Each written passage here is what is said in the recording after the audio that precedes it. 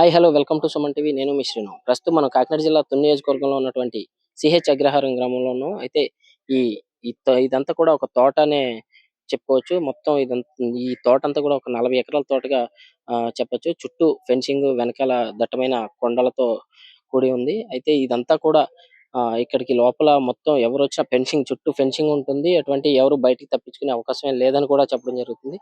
అయితే ఈ పాప మిస్ అయ్యి ఈ రోజుకి 5వ రోజు కావస్తుంది. 5 రోజుల నుంచి కూడా పోలీసులు ఈ అడవంతా ఈ ప్రాంతం అంతా కూడా జల్లెడ పట్టినటువంటి పరిస్థితి అయితే మనకు కనిపిస్తుంది. చూడొచ్చు ఇక్కడ ఏదైతే 3 రోజుల క్రితం కుక్క రావటం, మళ్ళీ వచ్చి వెనక్కి వెళ్ళిపోయిందని చెప్పారు.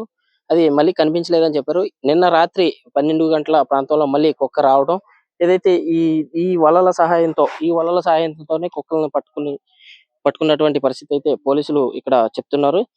ఈ వలల సాయంతో నిన్న సాయంత్రం ప్రాక్టీస్ చేయడం జరిగింది. ఇదే వలల సాయంతో కుక్కను పట్టుకుని తీసుకొచ్చి ఈ యొక్క బోన్లో బంధించడం జరిగింది. ఈ కుక్కని చూడొచ్చు విజువల్స్ లో. కుక్క కూడా చాలా భయంకరంగా అటు ఇటు తిరుగుతూ ఒకసారిగా మనుషుల వైపు చూసి భయపడుతున్న పరిస్థితి అయితే ఇక్కడ కుక్కను చూసి మనం గమనించొచ్చు.